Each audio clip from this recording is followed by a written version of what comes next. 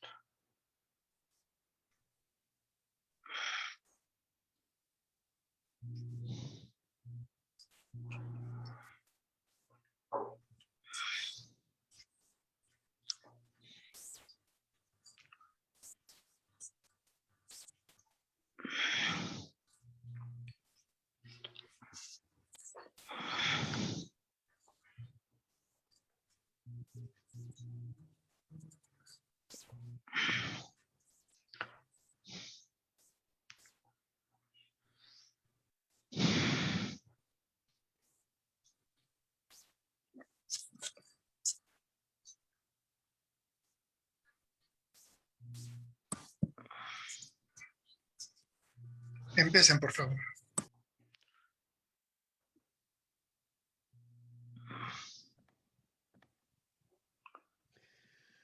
Muy buenas tardes, soy el doctor Alonso Martínez Canaval, transmitiendo desde la Facultad de Ciencias.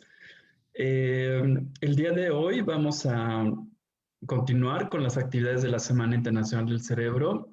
Agradecemos a todos los que nos están escuchando y agradecemos a los que se conecten después. Y el día de hoy tenemos una plática muy especial que desde hace tiempo hemos querido que se presente con nosotros. Y por fin tenemos con nosotros al doctor Jesús Ramírez Bermúdez para hablarnos de un tema muy especial como es el arte visto desde las neurociencias y desde la práctica clínica. Nada más y nada menos.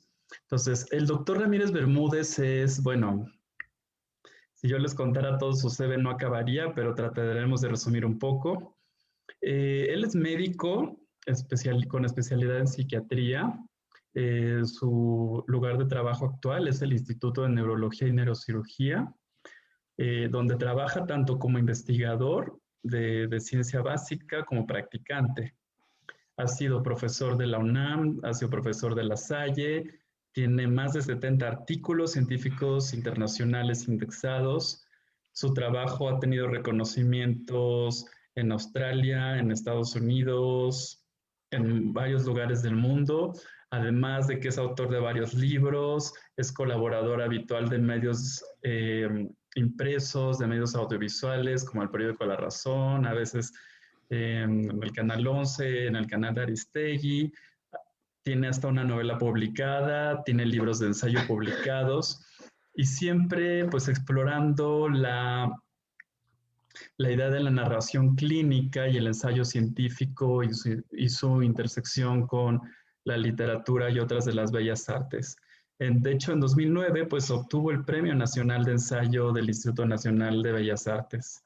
Por supuesto, es miembro del Sistema Nacional de Investigadores, actualmente nivel 2. Entonces, sin más, pues no nos entretenemos mucho más con la presentación porque nunca acabaríamos. Y más bien lo que ahora pues invitamos al doctor es a comenzar su presentación. Por favor, todos escriban sus preguntas en los foros de Facebook y se las vamos a hacer llegar al doctor cuando termine el tiempo para que sean respondidas y se genere pues un muy interesante intercambio de ideas. Bueno, pues muchísimas gracias, doctor Ramírez, y pues bienvenido y pues comenzamos. O sea, al contrario, estimado Alonso, te agradezco muchísimo la invitación, toda vez que es significativo para nosotros, ¿no? Estar en esta Semana Internacional del Cerebro, que nos da la oportunidad de hacer una labor de comunicación científica a un público más amplio, también comunicarnos entre científicos de diferentes campos, ¿no? Como es tu caso, la neurobiología como ciencia básica, que finalmente es el fundamento para la labor clínica que algunos de nosotros pretendemos hacer. Labor clínica que está llena de problemas muy difíciles, también de peligros a veces de caer en prácticas que no son científicas, como ha sucedido a lo largo de la historia de estas difíciles disciplinas, ¿no? La neurología y la psiquiatría y todo lo que hay en medio, también lo que hay alrededor. Entonces, creo que es una gran oportunidad para tratar de establecer un vínculo entre el mundo de la neurociencia básica, ¿no? Que cultiva Alonso Martínez, y otros investigadores.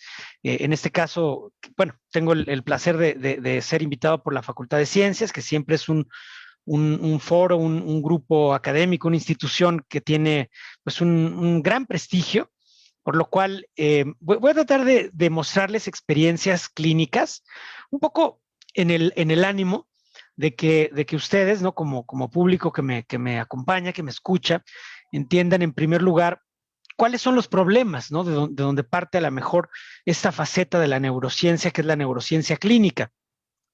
Pero platicando con Alonso, decidimos hablar también acerca de digamos, de los lenguajes artísticos, las prácticas artísticas, o si ustedes quieren hablar del cerebro artístico, si quieren usar esa metáfora, porque pues realmente, digo, no es el cerebro el que hace el arte, no son los seres humanos en su conjunto, en su entorno, en su sociedad, pero indiscutiblemente con su sistema nervioso.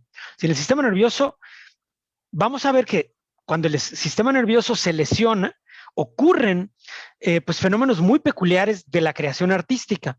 Algunas veces hay ganancias de función, que es algo muy interesante. Generalmente hay pérdidas de función. Pero en todo caso, sin la neurociencia, nosotros no podemos entender cómo es que, digamos, nuestro organismo en su dimensión biológica logra crear productos tan diversos y con tanta significación social como lo son la música, la arquitectura, la literatura, el teatro, la danza. Y porque todos ellos representan en cierta forma, a mí me gusta pensarlo como que representan el techo de la función, de la función cerebral, ¿no?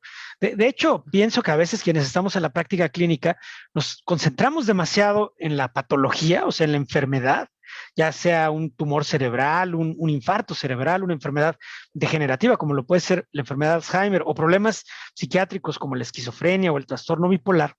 Y se nos olvida también todo ese otro campo, ¿no? De la función biológica, de la función cerebral que alcanza mediante la interacción social el nivel, como digo, del arte o de otros campos también de la actividad humana, ¿no? Pensamos en el deporte, por ejemplo, ¿no? A quienes les gusta el deporte, pues también es una magnífica oportunidad para entender procesos que tienen que ver justamente con la función cerebral. A mí, por ejemplo, me gusta el tenis y me sorprende que siempre es una oportunidad fantástica para entender, por ejemplo, los procesos de cálculo motor, sensitivo, muchos procesos que tienen que ver con la regulación emocional también. Bueno, pero entonces basta de preámbulos y entremos al tema que nos ocupa, cerebro y creatividad, lo titulé, y puse este subtítulo, Lecciones desde la clínica, porque, insisto, pues es el mundo del que yo provengo y no quiero dejar de mencionarlo. Entonces, para iniciar esta plática, me gustaría contarles una de muchas historias que hay. Por ejemplo, esta es una historia de una persona que tiene psicosis crónica y mucho deterioro cognitivo. Sus funciones intelectuales, de memoria, de lenguaje, de percepción, se han deteriorado mucho. Y él vive en condiciones de marginalidad social tremenda. De hecho, su red social está formada nada más por su madre, que es una persona en condiciones de pobreza extrema, que además está ciega. Y para colmo, cuando se dio el egreso de esta persona, que había sido diagnosticada como portadora de psicosis, porque tenía alucinaciones, delirios de muchos tipos, pues aparentemente no tenían dinero para pagar el internamiento, que siendo una institución pública, el Instituto de Neurología, pues no es muy costoso, pero la madre dijo que no tenía dinero para pagar eso. Entonces se hizo la visita domiciliaria, que es el procedimiento de trabajo social para determinar el nivel socioeconómico y en un momento dado exentar a la persona de pago. Interesantemente, lo que se encontró, regresó la trabajadora social muy desconcertada, ¿no? Y le dijimos, pues, ¿qué pasó? Platíquenos de la visita domiciliaria. Y nos dijo, pues fue imposible, porque no hay domicilio. O sea, viven en unos terrenos baldíos, ¿no? Donde además el paciente que tiene este cuadro psiquiátrico de psicosis tiene que llevar de la mano a su mamá que está ciega y forman una especie de simbiosis, por así decirlo, ¿no? Ella se encarga a lo mejor de las decisiones que requieren más cognición y él es como, por así decirlo, como su mirada. Pero entonces, esta persona estaba hospitalizado y nos llamó la atención que en estas condiciones de marginalidad, de deterioro cognitivo tan importante, de psicosis, donde estaba inmerso en experiencias alucinatorias, nos pidió una pluma y un lápiz y vio un periódico que estaba ahí.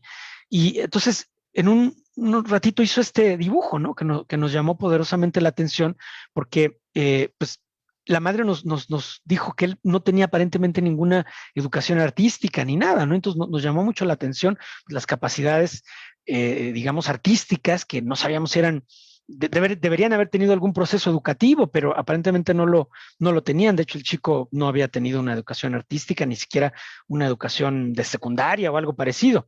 Probablemente en sus tiempos libres él se dedicaba a este tipo de cuestión. Pero luego se fue deteriorando mucho y entonces ya no podía realizar el tipo de trabajo artístico que nos había mostrado la primera vez, ¿no? Ahora estos eran sus trazos. Y nosotros cada vez que se hospitalizaba le dábamos el lápiz y el papel y como que queríamos replicar de alguna manera ese primer momento, ¿no? Que a nosotros nos había parecido muy mágico, donde él había logrado hacer digamos, esta expresión artística, ¿no? Y no lo volvíamos a obtener. Siempre obteníamos, digamos, este tipo de performance, ¿no? Este tipo de desempeño conductual, con mucho trabajo de rehabilitación, mucho trabajo de farmacoterapia, de psicoterapia. Finalmente logró un mejor estatus cognitivo y bueno, pues al final estos eran más o menos sus productos artísticos, ¿no? Él sí como que tomó un poco esa identidad de que él podía utilizar a través del arte, digamos, utilizarlo como una herramienta expresiva y una herramienta también muy útil para su rehabilitación cognitiva. Y bueno, este tipo de casos nos fueron dejando realmente muchas preguntas, ¿no?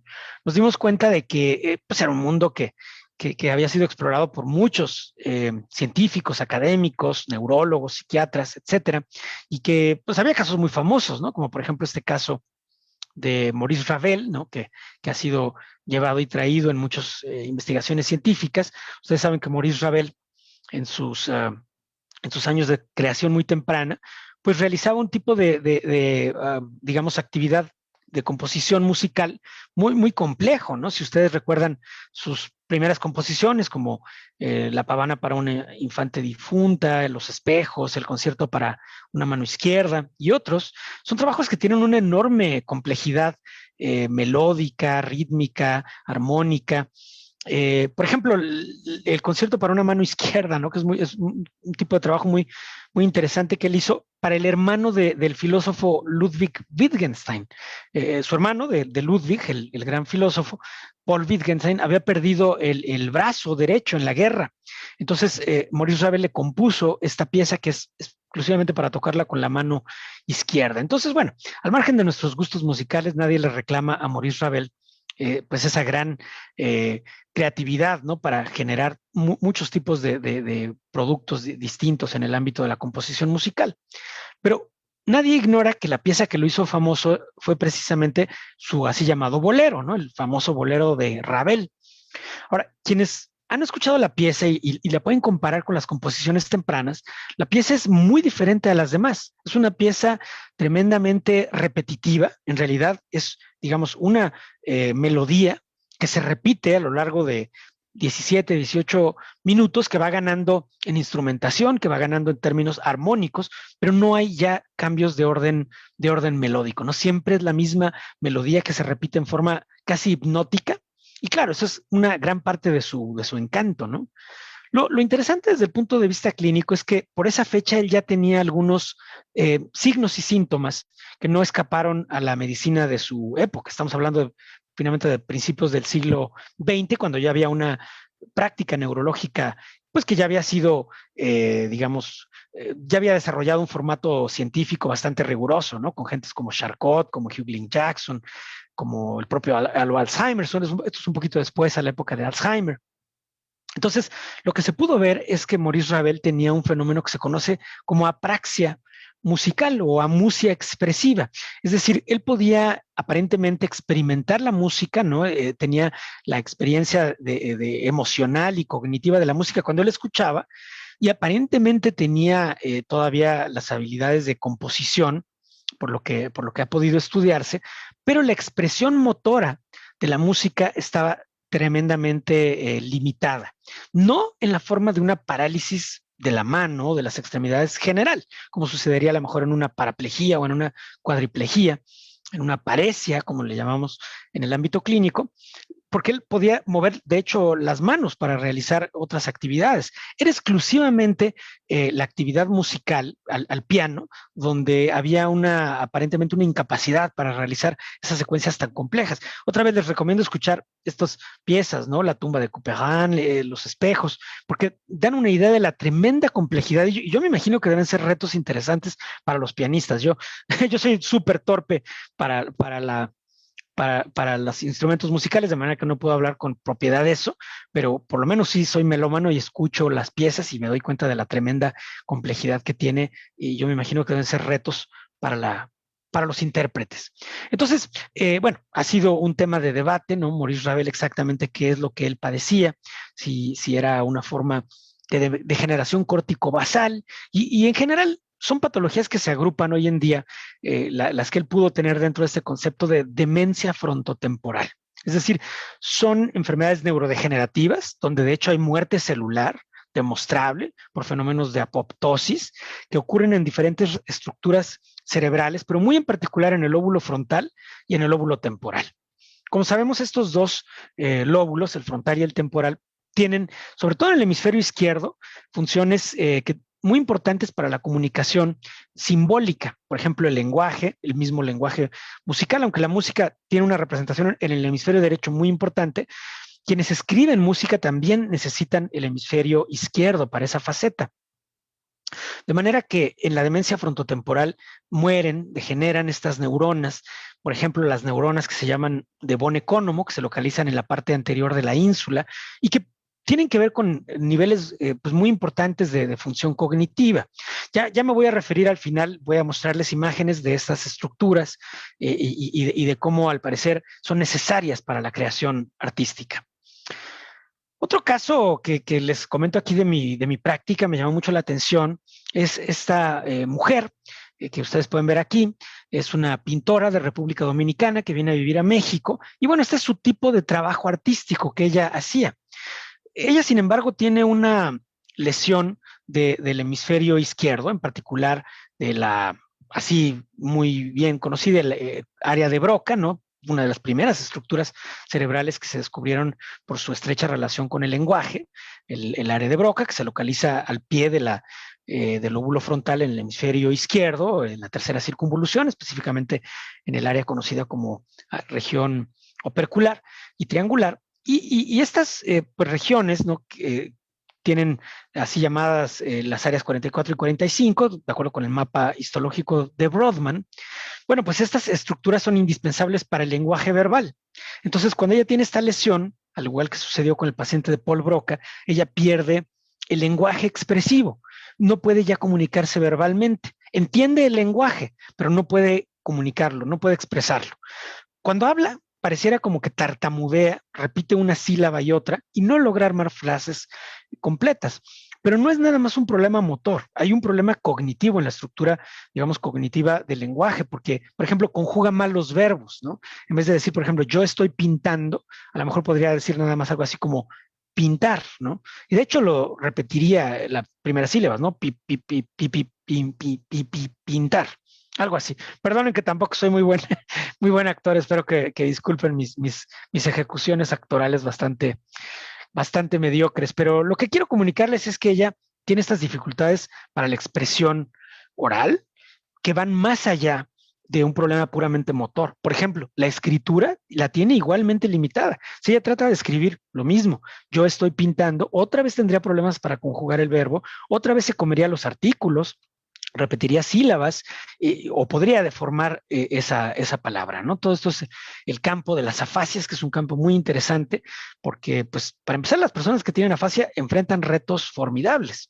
Entonces es una pintora que desarrolla afasia como resultado de una lesión cerebral, en su caso una lesión vascular.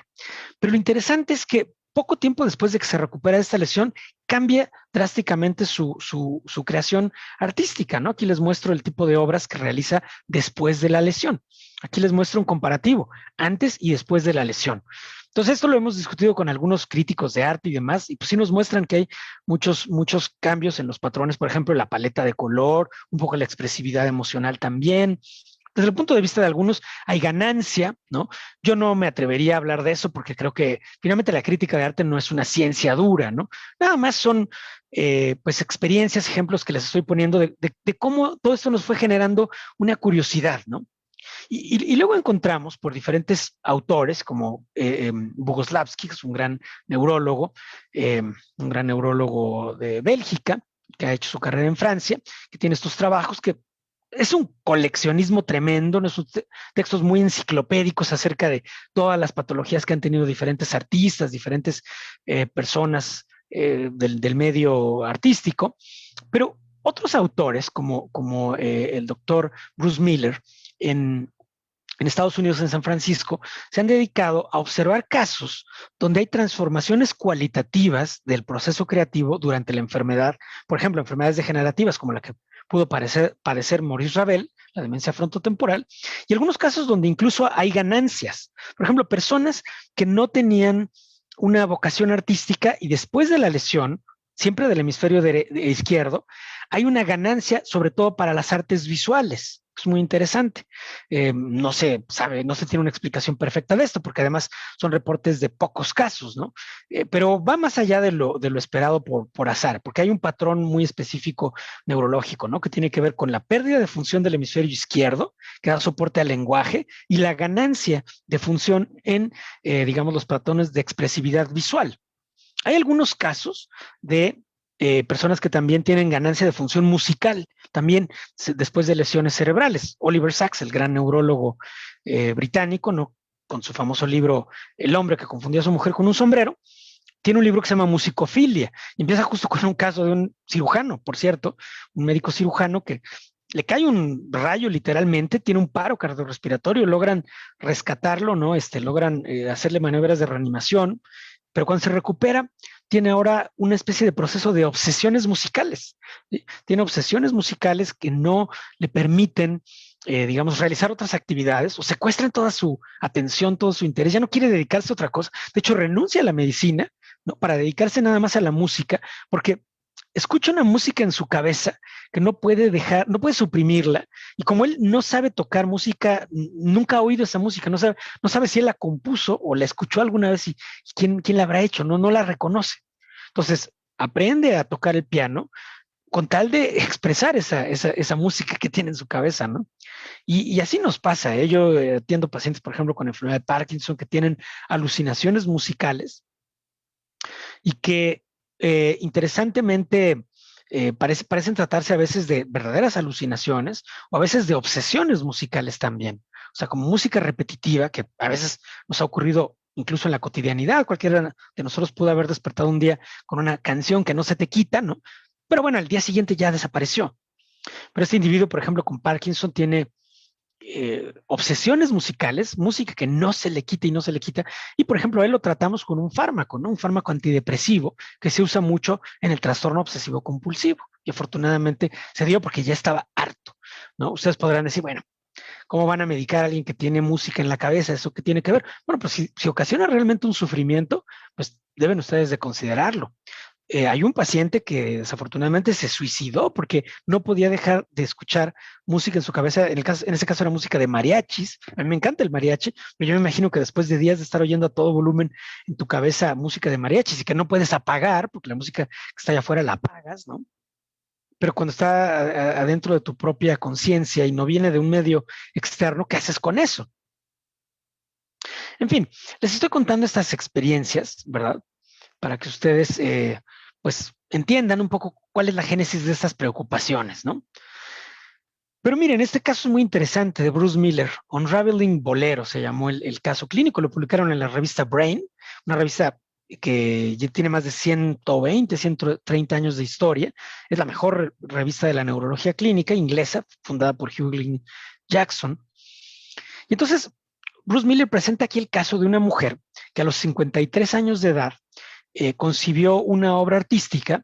Ella empezó a pintar y primero hacía este tipo de cuadros, ¿no? Que son como más o menos realistas, 9 años antes de tener una enfermedad que justamente es una afasia primaria progresiva, o sea, donde deja de emitir el lenguaje. Otra vez es un cuadro de afasia, de pérdida del lenguaje expresivo. Pero 9 años antes de tener el cuadro clínico, este es el tipo de cuadros que hace. Ahora, cuando apenas se va a empezar la enfermedad, tiene una peculiar ganancia de función, y es que la música que escucha la convierte en música, un poco como en el fenómeno de la sinestesia, que seguramente han escuchado, ¿no? De personas que cuando escuchan música ven imágenes o cuando, por ejemplo, ven una textura, sienten algo en la piel. Pero ella no era sinesteta, o sea, nunca había tenido sinestesia. Sin embargo, a partir de unos años antes de la enfermedad, escucha el bolero de Ravel específicamente, por eso le estoy contando esta historia de Maurice Ravel, escucha el bolero de Ravel y ella hace este tipo de cuadros, este tipo de pinturas, ¿no? Aquí está el cuadro completo que ella tituló Unraveling Bolero, que de alguna manera es una representación visual de la música de Maurice Ravel. Hasta este momento todavía no tiene la enfermedad neurodegenerativa, la afasia primaria progresiva. Esto es 6 años antes del cuadro, ¿sí? 2 años antes de que empiece el cuadro clínico, cambia su patrón artístico y empieza a hacer este tipo de cuadros como más abstractos. A esto le llamaba ella, a este cuadro le tituló Pi, y como ven es una representación gráfica de conceptos matemáticos, ¿no? Por lo menos a su entender, ¿no? Es como una representación muy abstracta de conceptos matemáticos, de símbolos matemáticos que giran alrededor de este concepto de pi. Bueno, ahora sí, ya cuando empieza su patología, que se caracteriza por pérdida de lenguaje, todavía lo entiende, pero ya no puede expresarlo, ahora hace este tipo de creaciones. Esta creación se llamó ABC, el libro de los invertebrados, que también es en cierta forma como una creación que tiene una especie de simbología, pero en este caso es como una simbología con motivos científicos y en particular tomados de las ciencias biológicas, ¿no? De la biología. Sigue avanzando la enfermedad, ahora ya está bien establecido el cuadro, ya tiene ella propiamente un deterioro cognitivo, aparte del lenguaje ya ha empezado a perder funciones como la memoria, por ejemplo, y ahora ya no hace estos cuadros abstractos, ni hace estos cuadros que los autores les llaman transmodales, es decir, donde traslada la música en pintura, sino que ahora hace cuadros como más fotorrealistas, ¿no? Como le llaman algunos pintores. O sea, donde con mucho detalle copia las cosas tal y como las ve. Ya no son conceptos abstractos, ya no es una creación transmodal, ahora es una especie de patrón fotorrealista. Y estos son sus últimos cuadros. Ya cuando está muy avanzado la patología, parece haber perdido un poquito de calidad, ¿no? Si ustedes lo comparan con este cuadro, aquí parece tener su máxima precisión fotorrealista y aquí pues ya ha perdido un poquito de calidad en cierto sentido. Este cuadro que se llama Ámsterdam. Bueno, entonces aquí ustedes pueden ver la evolución de las imágenes y abajo estamos viendo la evolución de las imágenes cerebrales de la paciente. Como se ve, está teniendo un aumento del espacio subaracnoideo a expensas de una pérdida de volumen cerebral, o sea, propiamente está teniendo pérdida del tejido neuronal, lo que conocemos como el parénquima cerebral, que es las neuronas, las células gliales y todo el tejido propiamente del cerebro está empezando a reducirse en su volumen por pérdida de muerte neuronal propiamente dicha, pero con un patrón muy específico que está afectando el lóbulo frontal, el lóbulo temporal, el lóbulo de la ínsula en el hemisferio izquierdo específicamente, no en el hemisferio derecho. Estos cuadros tienden a ser muy asimétricos. Es una cosa que también pudo pasarle a Maurice Ravel. Se degenera primero un hemisferio cerebral y luego el otro. ¿Por qué sucede así? Bueno, esos son problemas para la ciencia básica. Eso ya tendrá que decirnos Alonso en otro momento, ¿no? Porque se da esa especificidad neurobiológica. Yo lo que les puedo decir como clínico es que hay esa especificidad, es un hecho clínico y se traduce en estos cuadros, por ejemplo, de pérdida del lenguaje y al mismo tiempo conservación de las funciones de expresión visual con estas transformaciones tan peculiares, ¿verdad? Que sufrió esta persona. Ahora, una vez que se hizo el estudio ya anatómico, pues se demostró la patología, ¿no? Propiamente la enfermedad que conocemos como demencia frontotemporal. Tiene diferentes variantes. Una de las variantes es la afasia primaria progresiva. Hay otras, por ejemplo, hay pacientes que lo que pierden no es la capacidad de expresar las palabras, sino los significados de las palabras. Es algo muy peculiar, porque esos pacientes pueden, por ejemplo, repetir una palabra.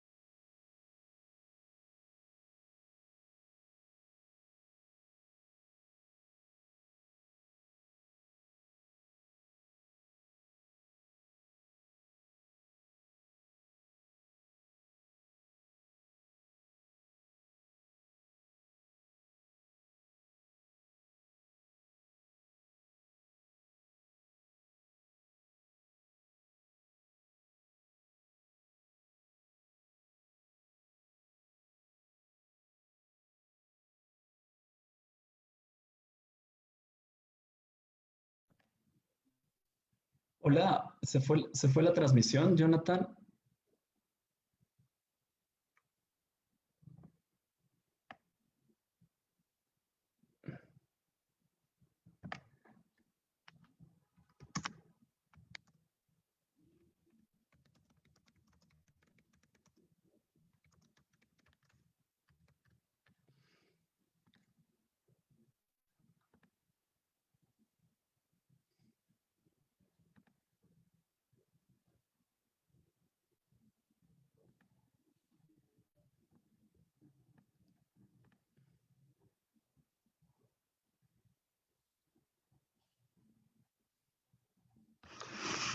Buenas tardes, disculpen todos.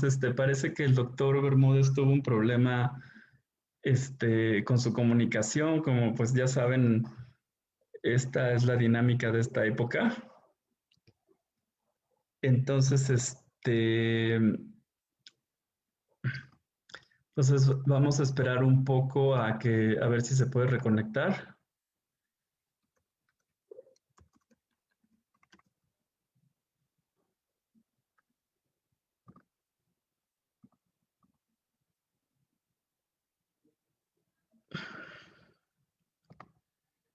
¿Qué está pasando?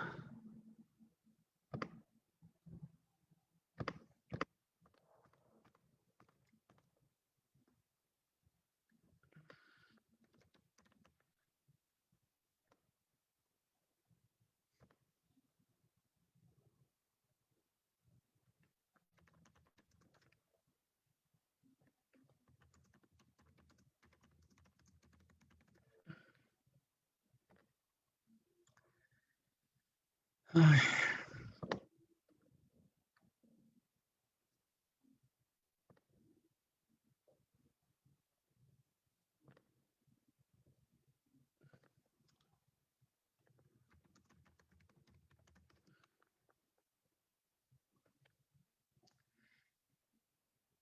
sí, todavía seguimos sin tener parece que ya el doctor regresó.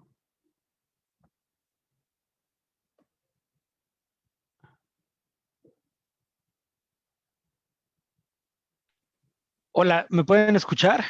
Sí, ya escuchamos de nuevo. Una disculpa, se fue la luz, cosa que es rarísima aquí en mi barrio. Y nunca me ha sucedido a lo largo del año, pero bueno, tenía que suceder hoy. Son los Entonces, primeros días, si, sí. sí, si quieren, continuamos. Sí, por favor, por favor. Más o menos, pues sí, nos habíamos quedado en esta diapositiva. Exacto. Ujú. Bueno, voy a continuar y pues ni hablar, les pido una disculpa al público por esos No se inconvenientes preocupe. totalmente ajenos a nuestra voluntad, ¿verdad? Pero si algo nos enseña la ciencia es que no somos omnipotentes. Bueno, les decía yo que en este caso muy particular que le estaba platicando, titulado bajo, así lo pueden encontrar el artículo, Unraveling Bolero. Y entonces, pues ustedes fueron testigos de la transformación de la producción artística de esta persona en el contexto de una demencia frontotemporal. Pues ya aquí se hizo todo el estudio patológico. Voy a tratar de irme un poquito más rápido porque ya perdimos tiempo. Quizá me salte algunas diapositivas con miras a poder darles esta perspectiva que tenía planeada. Pero miren, ahora, esta diapositiva es interesante, parece un poquito técnica, pero trataré de explicarla y es muy útil para entender qué es lo que está sucediendo. ¿Sí? En 1994, que es cuando empieza propiamente el cuadro, digamos, de transformación artística, aparece este cuadro Unraveling Bolero. Parece que ya había llegado como a su cenit intelectual y creativo. Y lo que está haciendo desde el punto de vista cognitivo es que está combinando información visual, información motora, información auditiva e información abstracta o simbólica. ¿Sí? Que es un tipo de información pues, que necesitamos entender y estudiar más, ¿no? Por ejemplo, los conceptos matemáticos, los conceptos abstractos que se utilizan, digamos, en la filosofía, en la lógica, etcétera. ¿Cómo los crea nuestro cerebro si no son de alguna manera representaciones de los objetos que están en el entorno? Por ejemplo, los números, las matemáticas, ¿no? Son abstracciones, pero no se encuentran en la naturaleza. Como se dice, nadie ha visto un número 3 caminando por ahí, ¿no? Es una creación de la mente humana, por así decirlo, del cerebro humano. Pero al mismo tiempo es muy interesante porque tiene un valor predictivo muy fuerte, ¿no? Si no, no utilizaríamos la matemática como lengua científica, ¿no? Como herramienta para todas las ciencias. En todo caso, hay una región del cerebro, que es la corteza parietal en el hemisferio izquierdo, que precisamente procesa las funciones matemáticas. Es la cognición numérica, como le llamamos, ¿verdad? Entonces, la cognición numérica, sí, digamos, es dependiente de esos grupos neuronales de la corteza parietal izquierda. Y en ese momento, cuando ella hace ese cuadro, digamos que tiene toda esa capacidad de transferir información auditiva a las regiones encargadas del procesamiento abstracto y simbólico, a las funciones visuales propiamente, y de ahí a las regiones motoras. Cuando avanza el cuadro clínico, se desconecta en cierta forma funcionalmente la corteza auditiva porque empieza la neurodegeneración en el lóbulo temporal y entonces ya no tiene esa transferencia entre información auditiva y esta información abstracto-simbólica. Entonces la creación se queda a un nivel abstracto-simbólico y es cuando hace estos cuadros como Pi o el ABC, el libro de los invertebrados, que ya son más abstractos y más simbólicos y ya no tienen una relación con la música. Pero luego la enfermedad avanza y se desconectan también estas regiones parietotemporales que tienen que ver con la procesamiento abstracto y simbólico. Y entonces ahora sí ya nada más se queda la conexión entre las regiones visuales y las regiones motoras. Entonces lo que puede pintar es lo que ve nada más, sin un procesamiento cognitivo del tipo abstracto y sin una relación con el sistema auditivo. Entonces es cuando tiene esta etapa como fotorrealista que habíamos dicho, estas pinturas muy realistas que parecen unos plantas, no sé si son corotos o algún árbol que tiene este tipo de plantas con esos colores tan maravillosos, ¿no? Finalmente ya hay digamos, un proceso neurodegenerativo mucho más generalizado y cesa su creación artística por completo, ¿no? Entonces, bueno, el caso, vamos a decir, es un caso muy peculiar, un caso atípico, un caso único en cierta forma, como muchos lo son, pero aquí nos deja sobre todo lecciones que pueden ser abordadas desde una neurociencia cognitiva, ¿no? La pregunta que queda es cómo realiza nuestro sistema nervioso, o sea, qué procesos neurobiológicos son necesarios para producir este tipo de creaciones, ¿no?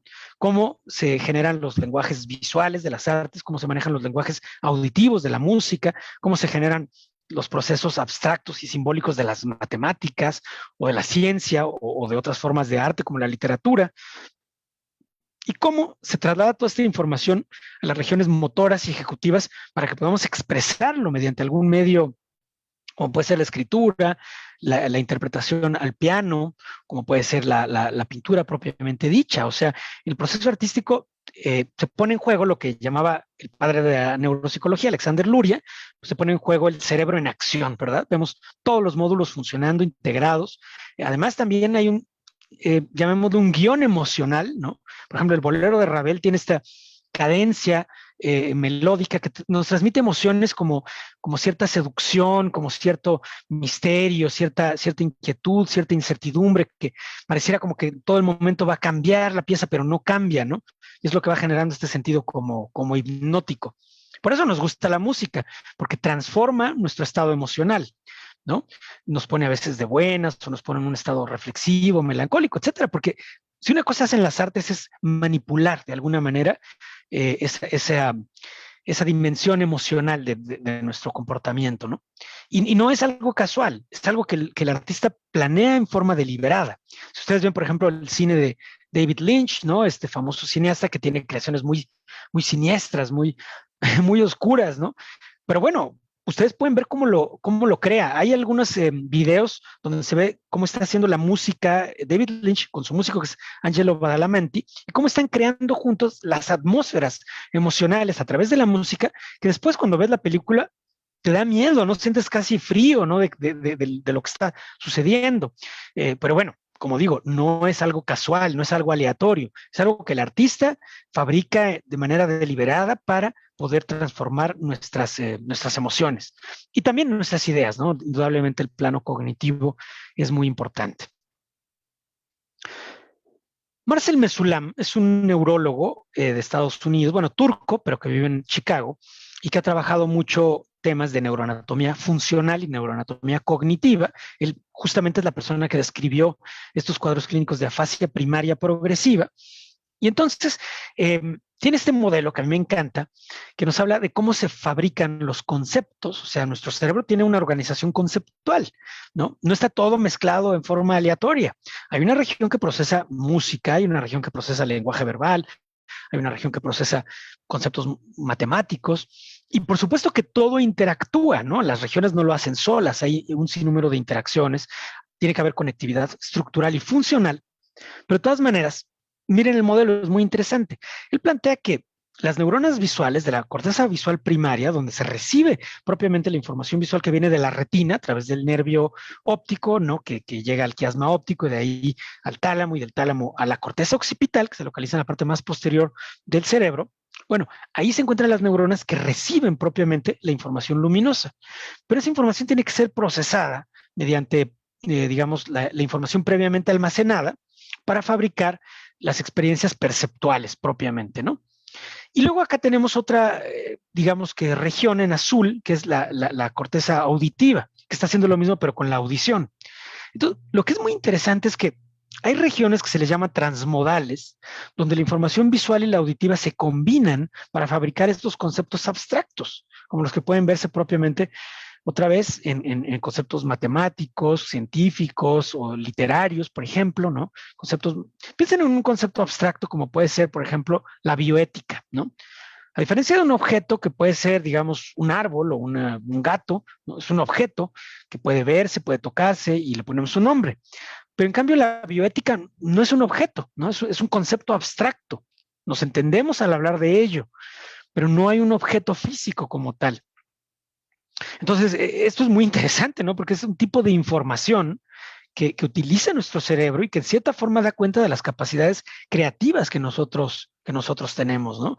No hay ninguna duda de que nuestro cerebro tiene estas habilidades creativas porque el mundo en el que vivimos está transformado completamente por las artes, por la técnica, por la ciencia, ¿no? O sea, piensen ustedes en todo este mundo tecnológico en el que vivimos, arquitectónico y demás, no existía como parte de la naturaleza. Nosotros lo pusimos ahí, desde luego transformando la materia que ya existe, pero en su diseño, en su funcionalidad, en su significación, pues es producto de la creación humana. Este estudio me gustó mucho, lo tomé de un libro que es sobre memoria semántica. La memoria semántica se refiere a la memoria de conceptos y justamente nos muestra aquí en amarillo y en rojo las regiones más necesarias para los conceptos abstractos, como los que pueden manejar en la filosofía, en algunos niveles de ciencia o también en algunas formas de arte, como la literatura, por ejemplo, ¿no? Entonces, este primer recorrido que he querido mostrarles era para ilustrar, primero, pues, de cómo la clínica nos muestra, nos da lecciones acerca de los lenguajes artísticos y su relación con la patología cerebral o con la psicopatología, como se ve en psiquiatría, pero nos deja, digamos, que el camino de que sabemos que necesitamos una neurociencia para entender estos procesos, y entonces ha surgido todo un campo que tiene que ver con la neurociencia de la creatividad artística. Como ya no tengo mucho tiempo porque se nos fue la luz y perdimos ahí una oportunidad, me voy a ir muy rápido en esta parte. Disculpen ustedes si voy pasando las diapositivas un poquito rápido, pero primero que nada quiero plantear que hay muchos debates en torno a cómo definir científicamente el concepto de creatividad, ¿no? Yo creo que, digamos, ya lo decíamos, ¿no? La creatividad es un hecho, porque nuestro mundo ha sido transformado completamente por diseños tecnológicos, artísticos, científicos y demás que no existían, ¿sí? Por lo tanto, la creatividad es un hecho, pero definirla científicamente es mucho más difícil, ¿no? Persona, Peter Sivnios, un psiquiatra griego, por ejemplo, él dice que hay muchos, lo define aquí en una forma un poco amplia, ¿no? Pero dice que una parte indispensable del concepto de creatividad pues, es la originalidad, ¿no? O sea, que no estamos simplemente fotocopiando lo que ya existe, sino que debe de haber alguna innovación en lo que producimos para que le llamemos creatividad. Implica la posibilidad de la imaginación, que es otra función también muy difícil de entender desde el punto de vista científico, pero no imposible. Y en fin, no quiero detenerme demasiado en esta parte de la definición científica, sino quizá en el recorrido que nos lleva a entender mejor cómo se da este fenómeno creativo. Una pista interesante sucedió con los estudios de cerebro dividido que se empezaron a realizar en los años 60. Recuerden ustedes que hubo un premio Nobel por eso, Roger Sperry, que en personas que tenían epilepsia se realizaba una sección del cuerpo calloso que divide a los dos hemisferios, y esta división de los dos hemisferios impedía que las crisis epilépticas se propagaran, entonces la epilepsia mejoraba, pero un efecto adverso que se observó es este fenómeno de alexitimia. La alexitimia significa que algunas personas que eran sometidas a la callosotomía perdían la capacidad para poder expresar verbalmente sus emociones, para poder tener procesos de visualización imaginativa, para poder imaginar situaciones hipotéticas o poder visualizar situaciones que no estaban dadas propiamente por estímulos del entorno, sino que requerirían un proceso de imaginación reproductiva, como le llamaba Jean Piaget. Y entonces, al parecer, se requiere la comunicación entre los dos hemisferios cerebrales para poder llevar a cabo estos procesos de verbalización emocional y de simbolización creativa o imaginativa. No tiene esto nada que ver con esas ideas que han surgido, pseudocientíficas, populares, de que el hemisferio derecho es creativo y el hemisferio izquierdo es... No tiene nada que ver. La creatividad realmente depende de la comunicación de las estructuras cerebrales en su conjunto, ¿no? Pero sí es interesante que la sección del cuerpo calloso que separa los dos hemisferios cerebrales produce en formas muy específicas de déficit neuropsicológico, ¿no? Interesantemente, esa función, ese problema de la alexitimia, también, o sea, la incapacidad de verbalizar emociones, también se veía en otros procesos muy diferentes de la neurobiología. O sea, no tenían que ver con procesos quirúrgicos de sección de los hemisferios cerebrales, sino que lo vio él en personas que habían sido víctimas en los campos de concentración de los nazis, ¿sí? Entonces, él definió la alexitimia como una dificultad para identificar y comunicar estados emocionales, para distinguir entre emociones y sensaciones corporales, para enfocarse en experiencias internas en vez de acontecimientos externos y para desarrollar procesos de simbolización que se expresaba en un déficit de fantasías y capacidades imaginativas. Por eso él pensaba que la lexitimia, en cierta forma, era como lo opuesto a la creatividad. Ahora, este fenómeno de la lexitimia, a veces también tenemos pistas clínicas para entenderlo. En particular, casos clínicos como esta mujer que tiene lesiones en una estructura cerebral que se conoce como la ínsula. Aquí les muestro una imagen donde se pueden ver estas lesiones punteadas de color más blanco que se localizan hacia la parte anterior de la ínsula. Y esto sucede en una mujer que tiene, digamos, en su discurso una y otra vez dice que ha perdido los sentimientos. Ella dice que no tiene sentimientos. Sin embargo, mientras lo dice, llora. De hecho, ha tenido un intento suicida. Entonces, todo nos hace pensar que tiene estados emocionales muy intensos, ¿verdad? Pero ella no los percibe, por así decirlo. No solo no es capaz de verbalizarlo, sino aparentemente no tiene una conciencia de sus estados emocionales que sí están ocurriendo. Bueno, todo esto nos pone en una frontera de la neurociencia muy interesante, que es la neurociencia afectiva, ¿no? La neurociencia de los estados emocionales. Es una tradición que viene desde Darwin, que tiene su famoso libro, ¿no? De la expresión de las emociones en los animales y en el hombre, y otras investigaciones mucho más contemporáneas de neurobiólogos como Jack Panksepp, por ejemplo, que han estudiado esto en modelos animales, otras personas como Antonio Damasio, que lo estudian en pacientes, ¿no? En seres humanos. Pero bueno, todo esto nos va poniendo problemas muy interesantes. Y parece ser que esto tiene que ver un poco con el sentido de los lenguajes artísticos. Esa capacidad sería un poco como lo opuesto de la lexitimia, la capacidad para transformar estados emocionales que tiene el artista, convertirlos a un código cultural, que puede ser musical, visual, literario, etcétera, para comunicar esos estados emocionales que antes de que él lo haga no tienen una representación muy precisa, ¿no? Otra vez vuelvo al ejemplo del bolero de Ravel, pero si ustedes checan las creaciones más tempranas de Mauricio Ravel, checan una pieza que se llama Pavana para una infante difunta, ¿sí? Es creo que una de sus primeras piezas, si no es que la primera que él dio a conocer, y es una pieza tremendamente melancólica. O sea, nos pone en un estado como de reflexión, de tristeza, esta tristeza que nos pone un poco a hacer como una especie de meditación existencial, promueve aparentemente ciertos estados como de compasión, tiene que ver con el fenómeno del duelo, muy apropiado ahora en tiempos de COVID, donde tristemente hemos vivido tantos duelos. Entonces, lo que quiero decirles a ustedes es que esa creación musical en particular logra transmitir todos esos estados emocionales para hacerlos comunicables y hacerlos comprensibles, ¿no? Las palabras también nos ayudan a comunicar estados emocionales, pero pues de alguna manera no son una ciencia dura, ¿no? En torno a lo que está sucediendo en nuestro sistema nervioso, a nivel emocional. Por ejemplo, estos estados, ¿no? De calma y tensión, pues vean todas las palabras que hay para describirlos, ¿no? Y cómo cada una de estas palabras nos da matices muy distintos, ¿no? Entonces, ¿cómo mapear esto con herramientas científicas? Es realmente todo un reto, ¿no?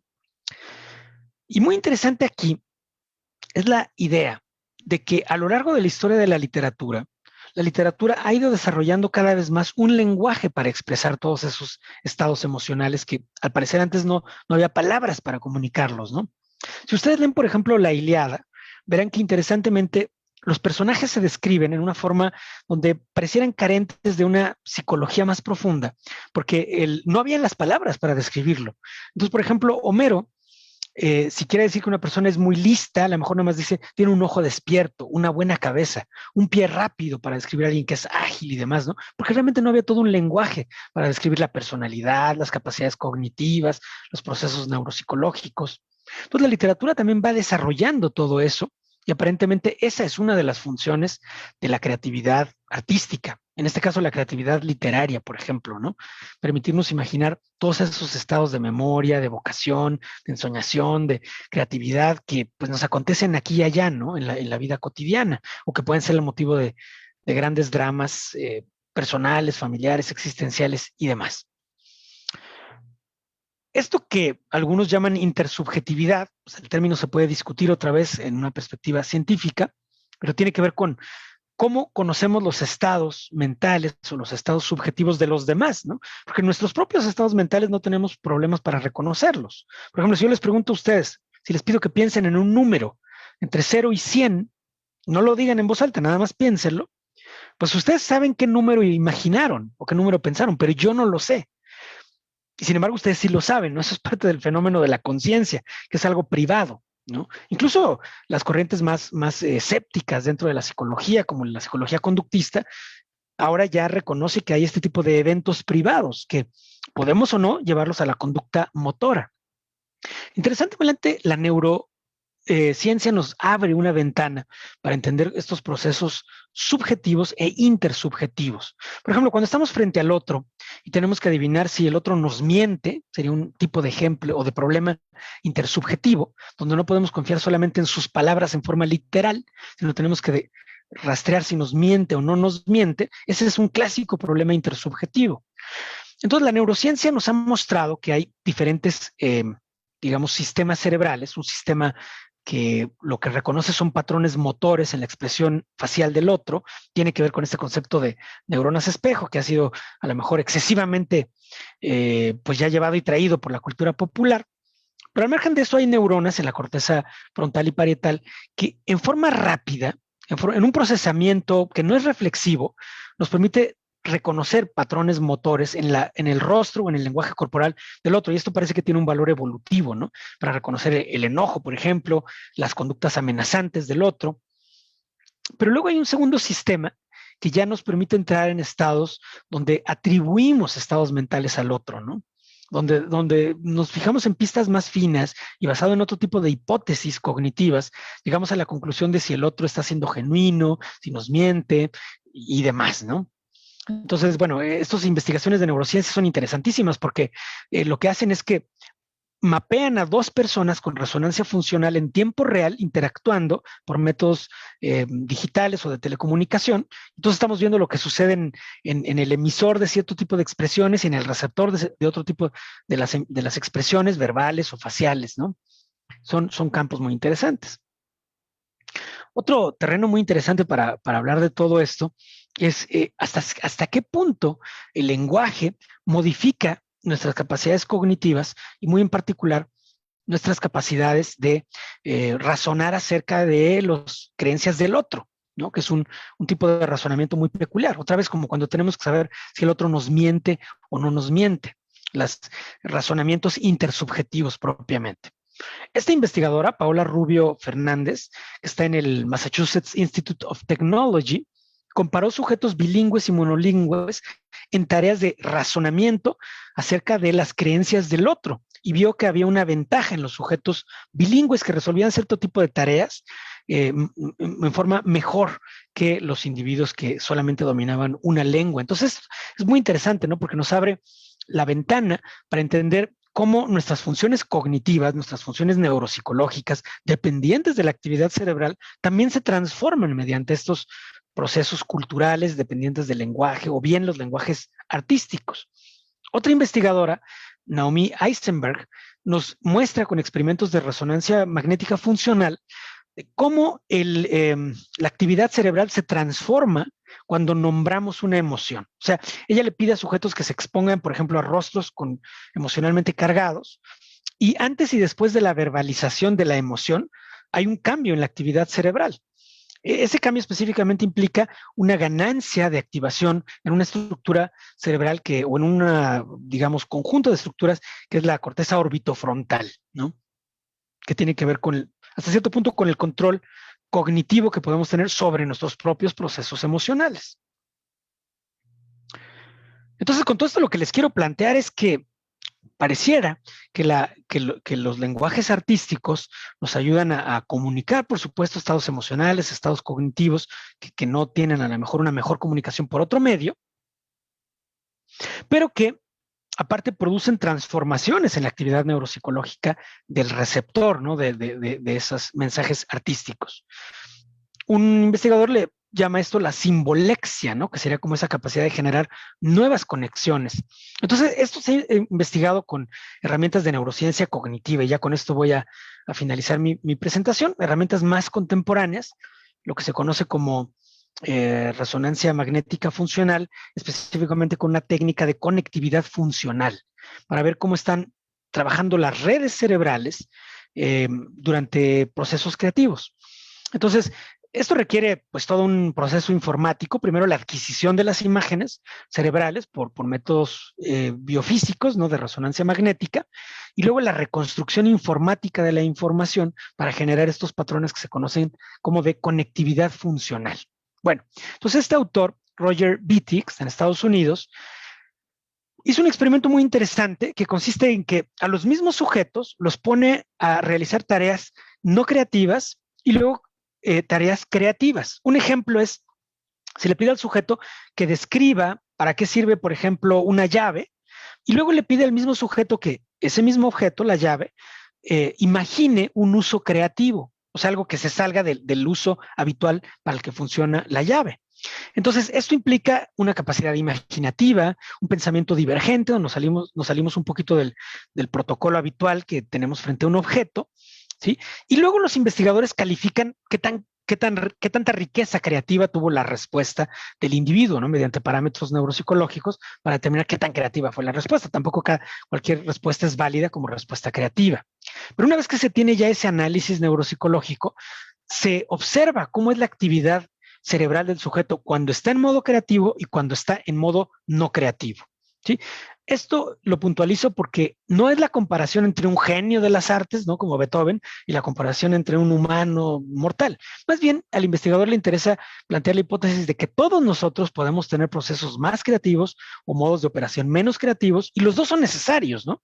Por ejemplo, si yo tengo que manejar para llegar a mi trabajo, no necesito tanta creatividad y de hecho a lo mejor no me estorbaría un poco la creatividad si lo que tengo es específicamente que llegar a mi destino, ¿no? Sin embargo, si yo quiero escribir, por ejemplo, una novela, pues entonces la creatividad es muy bienvenida, ¿cierto? Entonces, ¿qué redes cerebrales se involucran en la creación artística y cómo se arreglan o cómo se acoplan funcionalmente? Bueno, la primera red que encontró el investigador y que es muy importante es esto que se llama Default Mode Network, red cerebral por defecto. Es un tipo de red cerebral que se activa mucho cuando entramos en reposo, cuando el medio externo no nos está demandando atención y que le pongamos, digamos, que realicemos una ejecución con el medio externo, sino cuando nos ponemos, como se dice, a soñar despiertos. Entonces, se ha visto que la actividad en esta estructura que ahora les estoy señalando ahí se relaciona con la imaginación, se relaciona también con los procesos narrativos y se relaciona también con la memoria autobiográfica, que es algo muy interesante.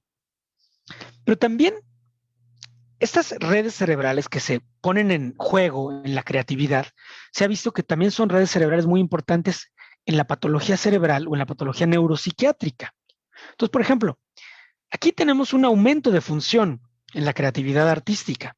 En cambio, en los sujetos que tienen, por ejemplo, anticuerpos contra el receptor NMDA y que les hacen entrar en estados de psicosis, donde tienen alucinaciones, delirios y comportamientos muy problemáticos, por una enfermedad estrictamente inmunológica, bueno, aquí estamos capturando en esos sujetos con tomografía por emisión de positrones, que es un método que nos sirve para ver el metabolismo cerebral, pues vemos cómo tienen una reducción de actividad a ese nivel. ¿Ven? Ahí lo estoy puntualizando. La segunda red cerebral que encontraron los investigadores Roger Beatty como indispensable para la función cognitiva del arte o de la creación o del proceso creativo es la red ejecutiva, que tiene que ver con la corteza prefrontal, en particular neuronas de lo que se conoce como el área 46 de Brodmann. Al parecer ahí hay neuronas que tienen axones muy largos y que se comunican con todas las estructuras de la corteza cerebral y que eso les permite transmitir la información desde una región cortical a la otra para manipularla mediante procesos de memoria de trabajo, ¿sí? Esto es muy, muy importante. La memoria de trabajo permite que un estímulo que estuvo presente y ya se desapareció, físicamente ya desapareció, nosotros lo mantengamos disponible en nuestra memoria de trabajo para manipularlo, mientras un nuevo estímulo es presentado. Y eso nos permite integrar conceptos complejos y finalmente tener una integración temporal, como la que ocurre en la música, en el cine, en la narrativa literaria. Y otra vez, cuando esas estructuras se lesionan, aparece patología cerebral o patología neuropsiquiátrica. Por ejemplo, esta persona tuvo un traumatismo craneoencefálico, tiene una lesión de estas estructuras prefrontales, como pueden ver en esta parte de la diapositiva, y tiene un fenómeno que se conoce como síndrome de Capgras, que es que él piensa que sus familiares son impostores. De hecho, se ha vuelto muy violento contra su madre. Él antes era una persona muy cariñosa con su madre y después de la lesión se ha vuelto muy violento porque piensa que ella realmente no es su madre. ¿De acuerdo? Entonces, otra vez, la idea es que estas redes cerebrales, cuando se acoplan funcionalmente en forma óptima, producen el fenómeno creativo. Pero cuando hay fallas en la conectividad por lesiones estructurales o por problemas de función, podemos incurrir en la psicopatología. Y la última red tiene que ver con la función emocional y es la corteza de la ínsula, un sistema que se conoce como sistema de saliencia, que parece que nos comunica mucho con nuestros estados viscerales, ¿verdad? Es decir, información que proviene de nuestras vísceras, literalmente, de la vejiga, del tubo digestivo, por supuesto, del corazón. Y esa información que no proviene del medio externo, sino del medio interno, genera estados emocionales, como los que se ven, por ejemplo, en la depresión. Estas son imágenes de resonancia magnética funcional obtenidas en personas que tienen depresión antes y después de un tratamiento farmacológico. Y lo que pueden ver es una activación exagerada en esta corteza de la ínsula, precisamente.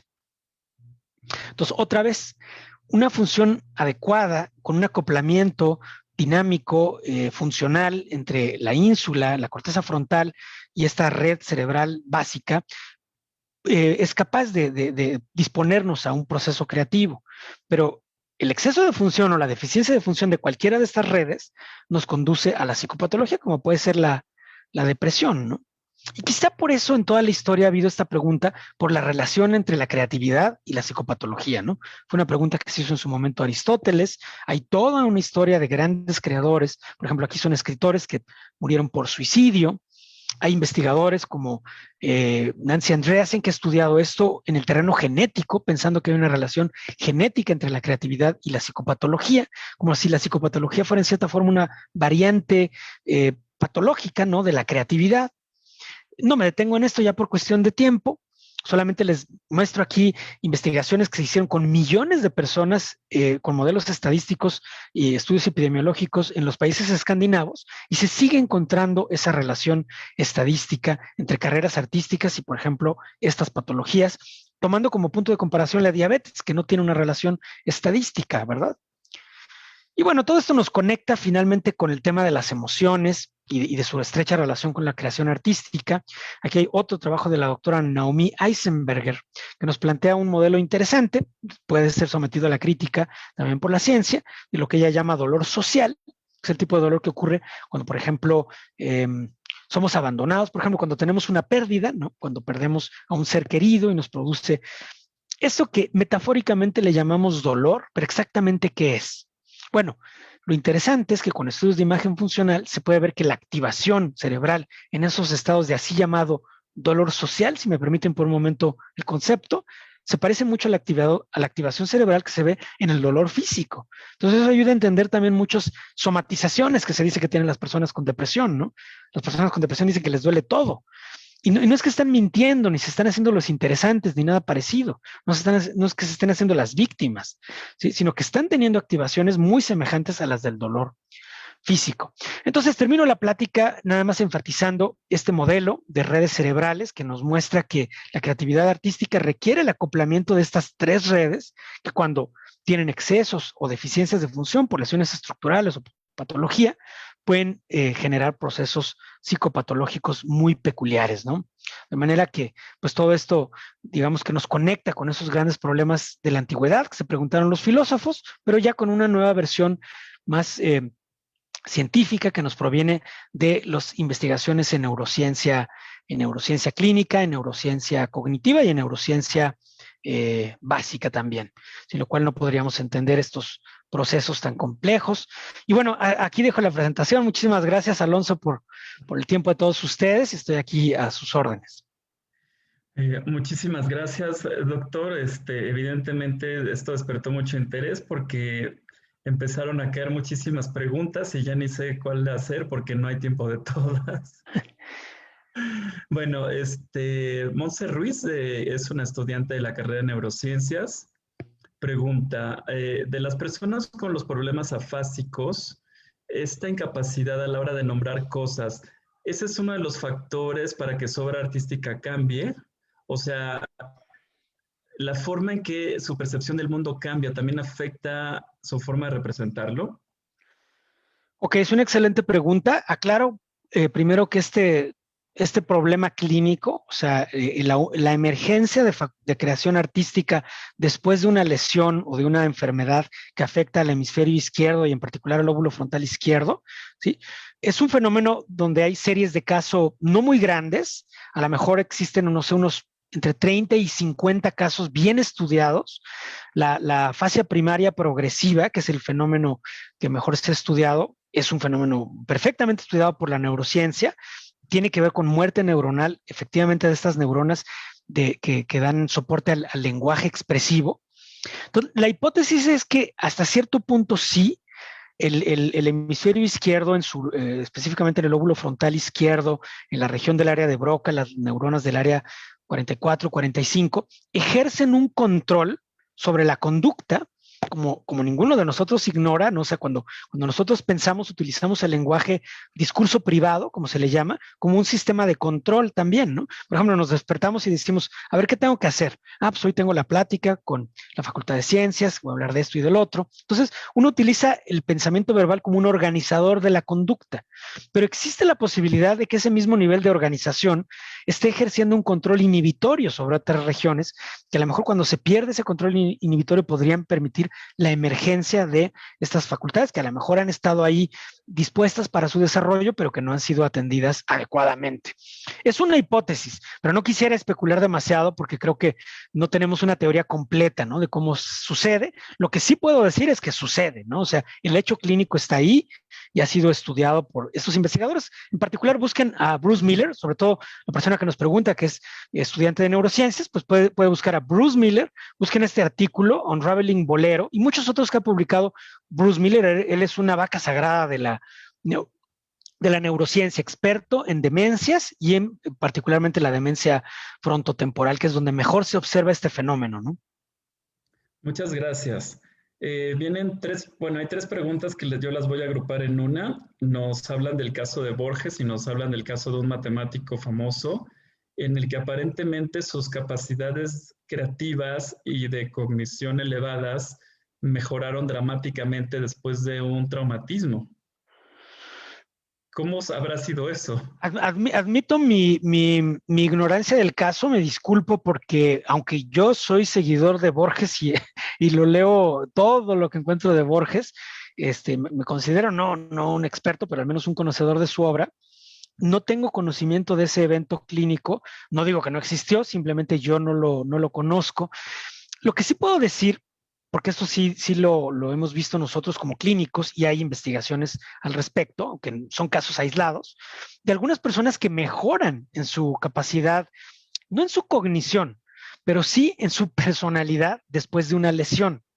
Por ejemplo, tuve un paciente que era tremendamente hosco, huraño, agresivo, lo odiaban en su trabajo, trabajaba en un banco y era como un supervisor del banco que estaba fastidiando, haciéndole bullying a todo mundo. Parece que era muy obsesivo y malhumorado, ¿no?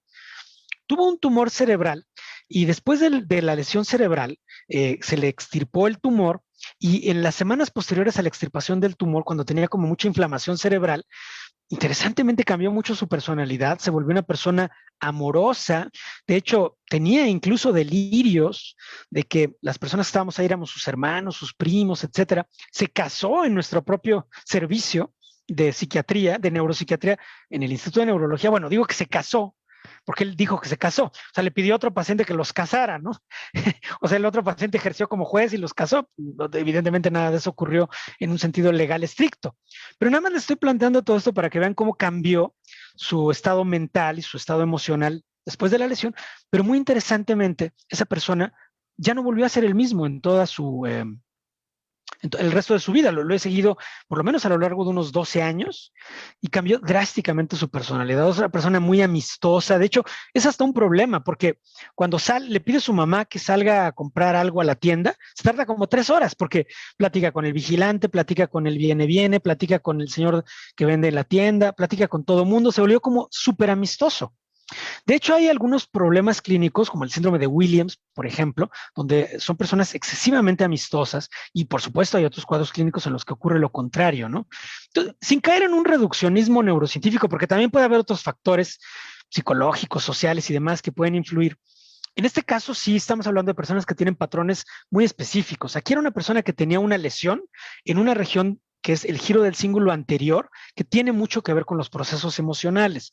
Otro día podemos hablar de ese caso en particular, pero lo que quería nada más transmitirle a la persona que hizo la pregunta es que si bien el caso de Borges no conozco su esfera clínica, más que la ceguera que sí tuvo, sí puedo atestiguar que hay casos donde la personalidad se transforma, casi siempre para mal, pero en algunos casos puede transformarse para bien, si se me perdona ese juicio de valor.